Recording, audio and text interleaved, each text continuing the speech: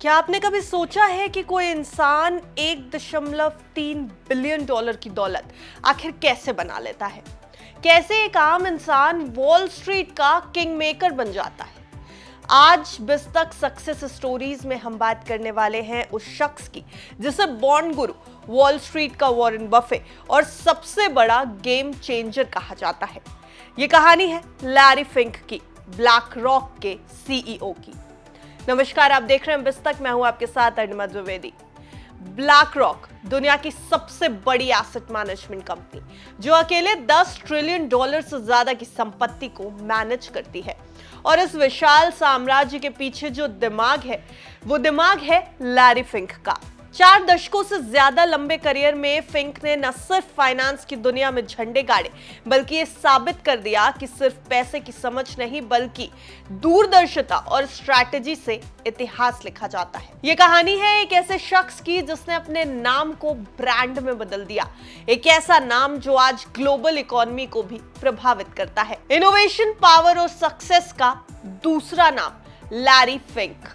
तो कहानी की शुरुआत होती है 2 नवंबर 1952 से। वैन्यूज, कैलिफोर्निया में जन्मे लॉरेंस डॉगलस फिंक एक मिडिल क्लास यहूदी परिवार से थे। उनके पिता एक जूते की दुकान चलाते थे और माँ एक इंग्लिश प्रोफेसर थी। बचपन में अखबार बांटना, पिता की दुकान में काम करना, ये सब उनकी जिंदगी का हिस्सा था। लेकिन मुश्किलों के बीच भी लैरी पढ़ाई में अव्वल थे। यूसीएलए में एडमिशन लेना उनके लिए एक सपने के सच होने जैसा था। फिजिक्स पढ़ना चाहते थे, लेकिन हालात ने पॉलिटिकल साइंस चुनने पर मजबूर कर दिया। और यहीं से शुरू हुआ फाइनेंस में उनका इश्क। लाइब्रेरी में बैठकर किताबें पढ़ना, स्टॉक मार्केट को समझना, ये उनका नया जुनून बन गया। लेकिन यूसीएलए का वक्त आसान नहीं था। सेकेंड ईयर में एक गंभीर एक्सीडेंट हुआ, उनकी जॉ टूट गई, दिमाग में चोट लगी। पर लैरी फिंक ने हार नहीं मानी। फिर आया वो लम्हा जब लैरी फिंक ने तय कर लिया था कि अब रुकना नहीं है।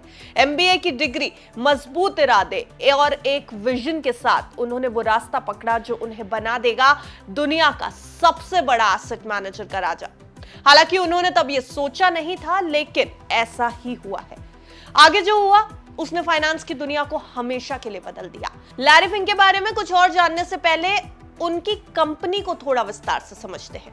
लैरी फिंक ने अपनी पहली नौकरी 1976 में न्यूयॉर्क की फर्स्ट बॉस्टन बैंक में की थी। वो वहां बॉन्ड खरीदने बेचने का काम करते थे। धीरे धीरे तरक्की करते हुए वो बैंक के बड़े अफसर बन गए। 1988 में लैरी फिंक ने फर्स्ट बॉस्टन छोड़ दी। उनकी टीम ने ब्याज दरों पर गलत दाम लगाया था, जिससे एक तिमाही में $100 मिलियन का नुकसान हो गया। मार्केट क्रैश ने कंपनी की हालत और खराब कर दी। इसके बाद कंपनी ने साफ कर दिया था कि लैरी को असल में उन्होंने निकाल दिया है। ब्लैक रॉक को एक तरह से दुनिया का सबसे बड़ा शैडो बैंक भी कहा जाता है।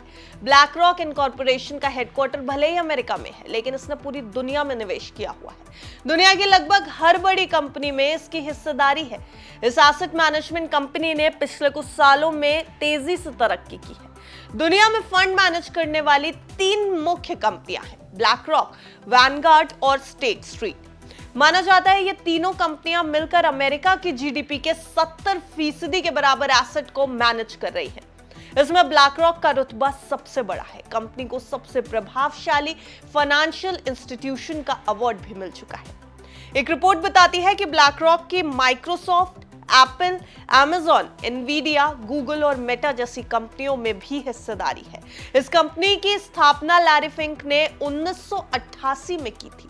आज ये दुनिया के कई देशों की इकोनॉमी से भी ज्यादा की राशि को मैनेज करता है। आप समझिए, कई देशों की अर्थव्यवस्था से भी ज्यादा की राशि। हालांकि ब्लैक रॉक से कुछ निवेशक नाराज भी रहे हैं, क्योंकि वो क्लाइमेट चेंज को लेकर अपने निवेश में सही फैसले नहीं ले पाया। उसने तेल गैस जैसी कंपनियों से ठीक से बात नहीं की, जिस वजह से कई निवेशकों को नुकसान हुआ, ऐसा निवेशकों का आरोप रहा है। साथ ही कंपनी ने ईएसजी और डाइवर्सिटी जैसे मुद्दों पर भी अपना रुख बदल दिया, जिससे उसकी और ज्यादा आलोचना हो गई। 1989 में ब्लैक रॉक लगभग बंद होने वाली थी। लैरी फिंक बार बार जीई से काम मांग रहे थे, लेकिन हर बार मना हो जाता था। आखिर में लैरी ने जीई को अपनी गलती की सच्ची कहानी सुनाई, कैसे उन्होंने पहले $100 मिलियन खोए थे और उससे सबक सीखा है। जीई को भरोसा हुआ और ब्लैक रॉक को मिल गया बड़ा मौका। अमेरिका की multinational investment company black rock incorporation दुनिया की सबसे बड़ी एसेट मैनेजर है। जून तिमाही में इसका asset under management 9.43 trillion dollar पहुंच गया। पिछले साल की तुलना में इसमें 11% की तेजी आई है, जबकि पिछली तिमाही के मुकाबले ये 4% बढ़ा है। ये भारत की जीडीपी का करीब 3 गुना और अमेरिका की जीडीपी का आधा है। ब्लैक रॉक की हैसियत का अंदाजा आप इसी बात से लगा सकते हैं कि दुनिया के कुल शेयरों और बॉन्ड्स का 10% यही कंपनी संभालती है। ये दुनिया का सबसे बड़ा शैडो बैंक है। अगर हम ये कहें कि पूरी दुनिया इस कंपनी के कब्जे में है तो शायद अतिशयोक्ति नहीं होगी। दुनिया के हर बड़े सेक्टर की बड़ी कंपनी में इसका हिस्सा है। 2008 के वित्तीय संकट के दौरान फिंक की भूमिका बेहद अहम थी। जब अमेरिकी अर्थव्यवस्था डूबने की कगार पर थी, तब वॉल स्ट्रीट के दिग्गज जैसे जेपी मॉर्गन, चेस के जेमी डिमन, मॉर्गन स्टैनली के जॉन मेक और एआईजी के रॉबर्ट विल्मस्टेड मदद और सलाह के लिए फिंक के पास गए थे। यूएस ट्रेजरी और फेडरल रिजर्व ऑफ न्यूयॉर्क ने भी उनसे मदद मांगी थी। फिंक ने कई बड़े वित्तीय सौदों में महत्वपूर्ण भूमिका भी निभाई है। ब्लैक रॉक की कंपनी की सबसे वैल्यूएबल कंपनी है एप्पल, जिसमें इसकी 6.5% हिस्सेदारी है। इसी तरह वेरिजोन और फोर्ड में इसकी 7.25% और फेसबुक में 6.5%, वेल्स फर्गो में 7%, जेपी मॉर्गन में 6.5% और डाइश बैंक में 4.8% की हिस्सेदारी है। गूगल की पेरेंट कंपनी अल्फाबेट इनकॉर्पोरेशन में ब्लैक रॉक की 4.48% की हिस्सेदारी है। भारत की भी कई बड़ी कंपनियों में इसकी हिस्सेदारी है। इससे आप अंदाजा लगा सकते हैं कि ब्लैक रॉक कितनी पावरफुल कंपनी है। अब क्योंकि लैरी फिंक की कंपनी अमेरिका की जीडीपी के आधे के बराबर फंड मैनेज करती है, इसलिए उन्हें आधे अमेरिका का मालिक भी कहा जाता है। हाल ही में लैरी फिंक भारतीय मीडिया में तब छा गए जब रिलायंस इंडस्ट्रीज के चेयरमैन मुकेश अंबानी ने उन्हें अपने बेटे की शादी का निमंत्रण भेजा था। लैरी फिंक और मुकेश अंबानी अच्छे दोस्त हैं। अनंत अंबानी और राधिका मर्चेंट की जामनगर में हुई प्री वेडिंग सेरेमनी में शामिल होने के लिए लैरी फिंक को भी निमंत्रण भेजा गया था। पिछले साल अक्टूबर में जब लैरी भारत आए तो उन्होंने प्रधानमंत्री नरेंद्र मोदी और मुकेश अंबानी के साथ मुलाकात भी की थी। फिंक ने मुंबई में रिलायंस के रिटेल हब का दौरा भी किया और रिलायंस की सीनियर लीडरशिप से मुलाकात की थी। इससे पहले जुलाई में जियो फाइनेंशियल सर्विसेज और ब्लैक रॉक ने एक जॉइंट वेंचर का भी ऐलान किया था। लैरी फिंक की कंपनी ने भारत में भी बहुत बड़ा निवेश किया है। किन कंपनियों में निवेश किया है, एक बार देख लेते हैं। ब्लैक रॉक ने भारत में अपना पहला बड़ा निवेश अडानी ग्रुप के साथ किया था। उन्होंने $750 मिलियन का प्राइवेट बॉन्ड खरीदा। ये ब्लैक रॉक का भारत में इंफ्रास्ट्रक्चर सेक्टर में पहला बड़ा निवेश था और इससे ये भी साफ हो गया कि ब्लैक रॉक अब भारत के इंफ्रा सेक्टर में भी दिलचस्पी ले रहा है। ब्लैक रॉक के पास भारतीय शेयर बाजार में लगभग 1.3% हिस्सेदारी है, जिसकी कुल वैल्यू करीब $4.1 ट्रिलियन है। मौजूदा समय में भारतीय शेयर बाजार दुनिया का चौथा सबसे बड़ा बाजार है मार्केट कैप के आधार पर, और इसके अलावा भारत की टॉप 10 कंपनियां मार्केट कैप के आधार पर इन्हें भी देखेंगे। इन कंपनियों में भी ब्लैक रॉक की औसतन 6% की हिस्सेदारी है।